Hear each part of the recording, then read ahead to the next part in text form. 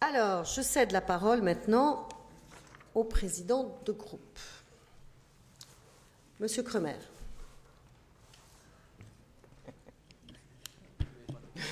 Merci Madame la Présidente.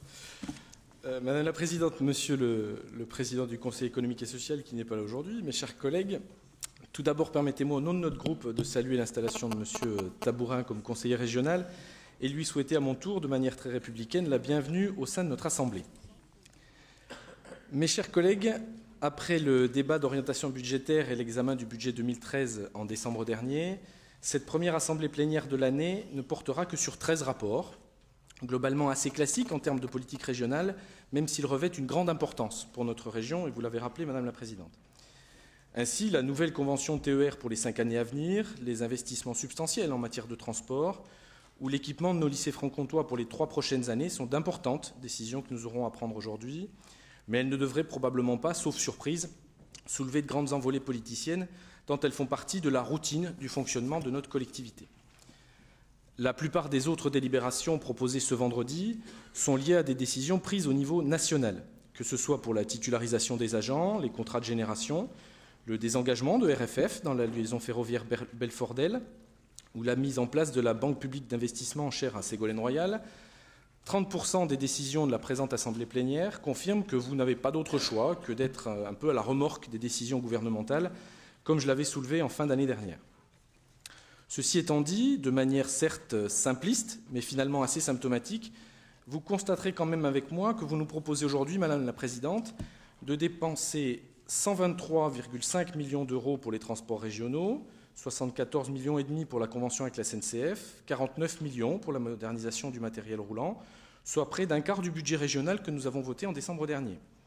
6,4 millions d'euros pour les lycées, au travers du programme pluriannuel d'équipement, et seulement 1,26 million d'euros pour le développement économique, au travers de la création d'une société d'investissement. Au passage, vous remarquerez également que la vie associative, la culture, le sport, la jeunesse et la démocratie participative, quant à eux, n'ont droit à rien du tout, puisqu'aucun rapport ne concerne la 5e commission. Mais comme vous venez de le faire, vous profitez de cette assemblée plénière pour nous inviter à l'inauguration de la Cité des Arts au début du mois prochain, et cela permettra à tout le monde d'en comprendre les raisons financières, notamment aux cinéastes râleurs qui fustigent notre collectivité dans la presse depuis plusieurs semaines. En d'autres termes, malgré vos propos de tout à l'heure, Madame la Présidente, sur ces quelques 131 millions d'euros qui seront engagés aujourd'hui, seuls 0,96% concernent le développement économique de notre région. Alors vous condamnerez certainement un raccourci scandaleux par ce calcul qui se veut très rapide, mais convenez tout de même, si l'on raisonne en grande masse financière, que l'image de vos priorités est pour le moins surprenante. Alors que la situation économique de notre pays est effrayante, moins de 1% des impôts des francs-comtois que nous allons engager aujourd'hui concernent ce domaine crucial pour nos concitoyens qui attendent pourtant des décisions rapides pour aider notre région à sortir de l'ornière. Nous nous serions donc attendus, dès la première assemblée plénière de l'année, à vous voir proposer des décisions innovantes, pragmatiques, efficaces et rapides, mais surtout capables de donner un grand bol d'oxygène à nos entreprises, comme je l'appelais de mes voeux en décembre dernier. Nous nous attendions plutôt, aujourd'hui, à discuter avec M. Sommer de grands chantiers économiques qui pourraient aider à la relance de l'industrie franc-comtoise, plutôt que de le savoir à Belfort, occupé à repasser la cape de votre super ministre du redressement productif, pendant que 115 futurs chômeurs de General Electric regardent passer son train enchanté. La situation économique de la France et de la Franche-Comté exige cette réactivité, mais vous n'êtes pas au rendez-vous, chers collègues de la majorité, comme votre gouvernement n'est pas plus au rendez-vous sur le plan national. C'est pourtant cette priorité qui doit guider notre quotidien en ce moment, qui doit guider toutes nos réflexions, toutes nos décisions, voire même nos agendas et nos réunions, au niveau régional comme au niveau national. C'est en tout cas notre façon de voir les choses et c'est ce qui nous différencie fondamentalement, Madame la Présidente. Alors que notre famille politique, comme tous les Français, s'inquiète de l'enlisement économique de notre pays, pendant ce temps-là, le gouvernement que vous soutenez travaille d'arrache-pied à détricoter une par une toutes les réformes faites par le gouvernement précédent, annulant par exemple le seul et unique jour de carence des fonctionnaires ou amnistiant les syndicalistes condamnés pour la violence de leurs agissements. Il s'occupe de marier des personnes du même sexe, il s'empresse de voir comment on peut tripatouiller les modes de scrutin pour s'assurer de conserver ses mandats électoraux, ils tergiversent sur le non-cumul des mandats. Tout cela sans jamais proposer aucune réforme économique capable de relancer l'activité et la croissance dans notre pays. Alors, derrière ces écrans de fumée de réformes sociétales proposées par votre président normal et ces cadeaux faits à votre clientèle politique, il n'y a aucune réponse aux problèmes de fond que rencontre notre pays en ce moment. De la même manière, en Franche-Comté, alors que nos concitoyens se trouvent dans la même situation, voire dans une situation encore plus dégradée du fait de l'imprégnation très industrielle de notre région, aucune réponse économique ne leur sera apportée aujourd'hui. Non, définitivement, vous ne devez pas avoir le temps de vous occuper de cela,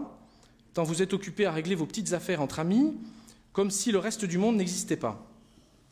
À bien y regarder aujourd'hui, le seul rapport qui créera finalement un insoutenable suspense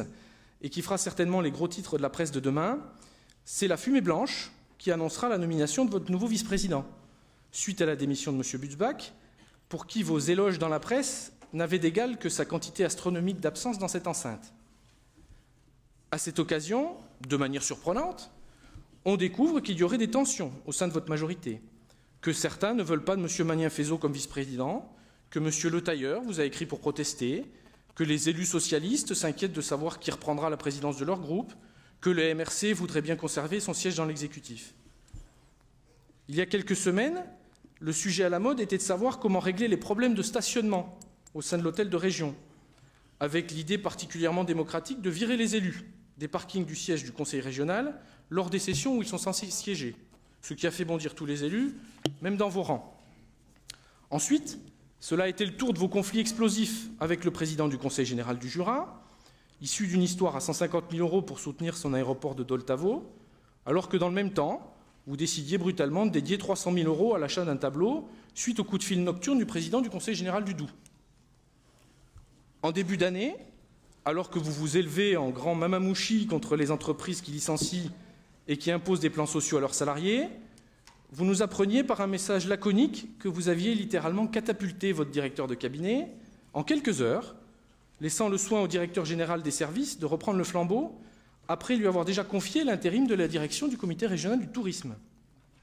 D'ailleurs, même si nous ne sommes pas toujours d'accord, Madame la Présidente, je me refuse à croire que vous puissiez songer, selon les rumeurs qui courent actuellement dans les milieux touristiques, à transformer cet intérim à la tête du CRT en piste d'atterrissage pour votre ancien collaborateur. À Paris, c'est la même chose. On recase les amis, comme Ségolène Royal ou Jacques Lang, histoire qu'ils se remettent de leurs défaites électorales.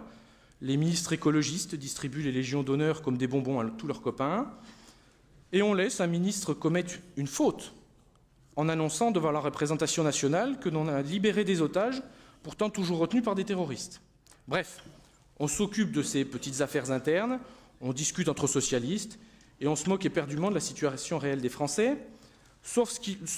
lorsqu'ils décident de quitter bruyamment notre pays pour s'installer à l'étranger où la pression fiscale est moins forte. Madame la Présidente, en Franche-Comté, vous êtes tellement dans vos petits conciliabules entre vous, vous en êtes même rendu à publier les résultats des votes de la dernière commission permanente avant même qu'elle se soit réunie. Quel bel exemple de respect des élus. Je vous invite à vérifier, car votre publication décision, transmise à tous les partenaires du Conseil régional et aux élus au mois de février dernier, nous a été ainsi envoyée plusieurs jours avant la commission permanente, avec mention de toutes les décisions sur lesquelles nous allions débattre le 15 février. Comme si vous preniez les décisions toutes seules, finalement. Vous me direz, en matière de communication, le groupe socialiste a tellement peu de choses à dire que le président du groupe n'a d'autre choix que de faire une tribune où il invective les élus UMP dans le dernier numéro de votre Pravda franc-comtoise, nous accusant d'avoir été peu crédibles à l'occasion du vote du budget qui s'est tenu 2 mois plus tôt. Alors, c'est vrai que la situation de notre pays et celle de notre région sont telles qu'il y a certainement rien de mieux à dire, Monsieur Magnien-Fézot. Tout le monde comprendra qu'une telle diatribe à l'égard de votre opposition est purement grotesque, venant des soutiens d'un président de la République qui fait aujourd'hui 27% d'opinion favorable dans les sondages et qui se mouche chaque matin dans un de ses engagements de campagne. Votre président normal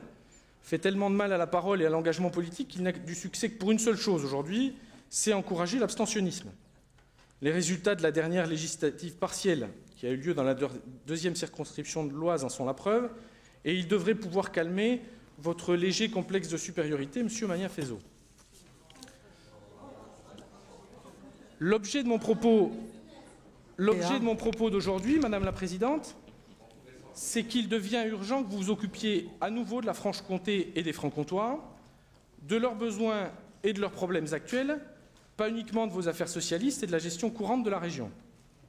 Où sont vos grands discours, vos motions tonitruantes contre les décisions gouvernementales quand elles allaient à l'encontre de l'intérêt général? On ne vous entend plus maudire la baisse des dotations aux collectivités, que vous reprochiez tant au gouvernement précédent, alors que le président de la République annonce le doublement de cette baisse à l'horizon 2014. Alors réjouissez-vous, notre groupe va vous donner l'opportunité de le faire aujourd'hui. On ne vous entend pas parler des répercussions locales de la réforme des rythmes scolaires, qui mécontente tout le monde, ou de la carte scolaire pour la rentrée prochaine, alors que je vous rappelle que la dernière avait fait tellement de gorge chaude dans cet hémicycle. Votre responsabilité, en tant que président de notre collectivité, c'est d'être au-dessus de ce sectarisme ambiant et de vous soucier d'abord des problèmes des Francs-Comtois. Votre devoir, c'est de gérer la collectivité régionale dans l'intérêt des Francs-Comtois et de l'utiliser comme quelque chose qui vous appartiendrait au service des intérêts socialistes et de votre seul électorat. Vous ne pouvez pas, ainsi, jeter votre directeur de cabinet dehors et utiliser les moyens humains du Conseil régional à des fins politiques, en le remplaçant par le directeur général des services, pour qui j'ai un profond respect, mais dont la première démission est d'être d'une absolue neutralité au service de notre territoire. Dois-je vous rappeler qu'à vouloir jouer avec le feu, en mélangeant les genres de cette manière, vous faites aujourd'hui partie de ceux qui réclament des comptes à l'ancien directeur général des services du Conseil régional devant la justice, après que Sylvie Vermeillet ait tiré le signal d'alarme en son temps. La vérité, Madame la Présidente, c'est que le pilotage de cette collectivité s'avère toujours aussi complexe, par défaut d'une vraie majorité qui soutienne vos projets. Vos élus désertent les commissions, tellement cela représente peu d'intérêt pour eux, aboutissant même à un rejet en commission de votre budget 2013 ou d'autres décisions sur la formation. Essoufflé et divisé, votre groupe majoritaire multicolore ne sert plus les intérêts des Francs-Comtois, sacrifié sur l'autel d'intérêts partisans et des campagnes électorales qui s'annoncent. Madame la Présidente, je vous le redis, le Conseil régional de Franche-Comté est au service des Francs-Comtois, pas uniquement de vos élus et de ceux qui ont voté pour vous. Je vous remercie.